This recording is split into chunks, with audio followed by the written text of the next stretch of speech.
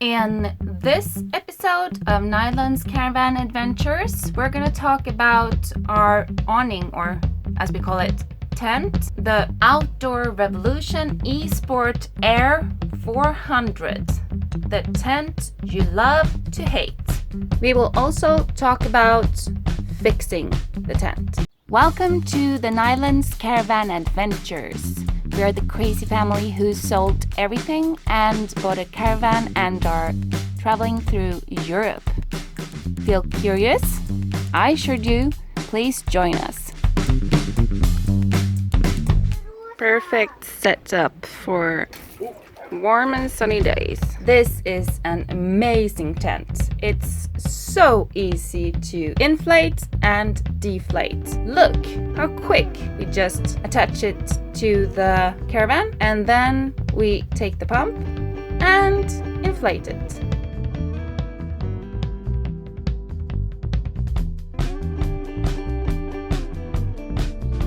All done, so easy! Most irritating thing about this tent is that we constantly get leaks. Or constantly is 2 times. We fixed it once before and that was a lot of work. So let's try fixing it again. So we have the sleeve here that you can easily open up to fix any leaks. We open up the sleeve and out comes the pipe. And now we just have to open it and find the leak. We had the same leak the last time and it's just in the lining here. And for some reason they open up. There it is. So we're gonna try to fix it. With the tent came these patches that we were supposed to use to fix leaks. Last time we fixed the leak with this. We put it on and pumped up the tent and of course half an hour later it started leaking again. Since they don't have any instructions, we didn't know better. So let's try this and patch up the tent and leave it for 12 hours. Not my strong suit since I don't have any patience for anything. I want it to be fixed. Ow! Yeah, let's go. So this is the area where the leak has occurred. It's just where the seams are. So it's quite difficult to patch it. So we have an outdoor revolution eSport 400 tent. It comes with a lifetime guarantee, and where we have the leaks, it's not likely that it's been done by us. We haven't used the guarantee, we haven't contacted them at all, but it might also be difficult to claim a guarantee while we are in Portugal. Our tent is still deflated. Really makes me sad. We're going for second hardcore solution, bicycle repair kit.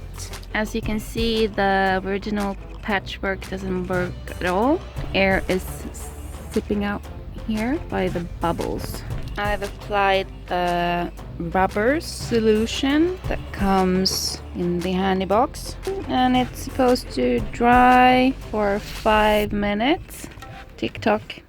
Well, this sucks. The bicycle kit didn't work at all.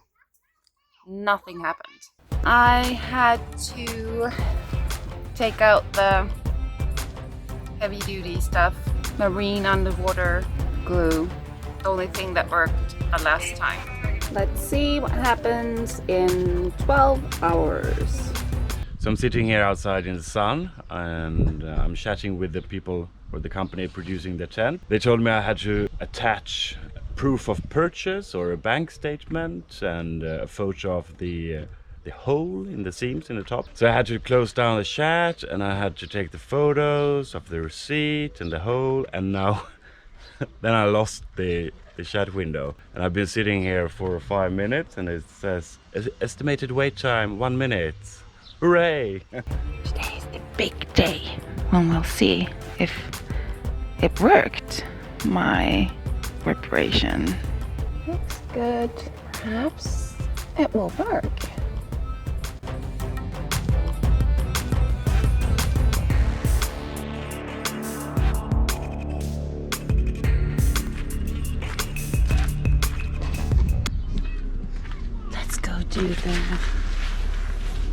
a noise test. Can we hear anything? No? Fabulous. Woohoo! I think it maybe worked.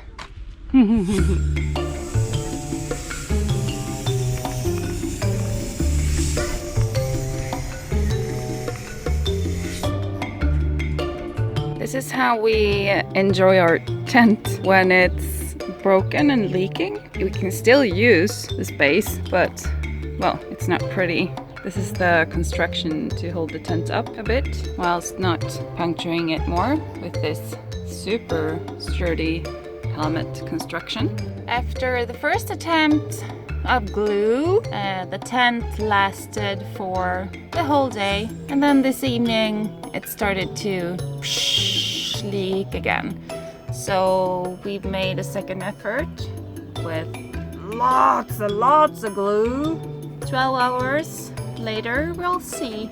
I removed all the patches. I removed the old gluey thingy because it didn't work. And now I put on glue again, but more. This magical marine glue stuff. And yeah, looks like this. It's not beautiful, but hopefully it works. I'm thinking that maybe I won't put on tape this time, or patches. As you can see, I put some inside the hole as well, and the hole has also expanded, unfortunately. This morning, the tent is standing. I think the last attempt was the charm, and it makes me so happy. Woo! We do love our tent. It's super easy to take up and down. It's small, oh, quite small, and takes almost no space in our rooftop box. It weighs 23 kilos, I think. The trouble we have is with these leaks. We had to move our caravan and then put the tent up again. Don't you believe that we got a new leak in a new tube? We did contact the suppliers, and apparently it's a third party who makes the tubes, and we bought it from a store, and for some reason no one returned our email or contacted us.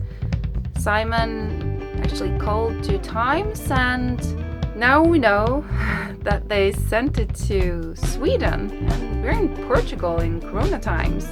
And when we're done with our gap year, we are probably not going to keep the tent, so we need it now. We'll see how they solve it. It's been 2 weeks since the first time we contacted them, so we'll just have to be patient, I guess. Until next time.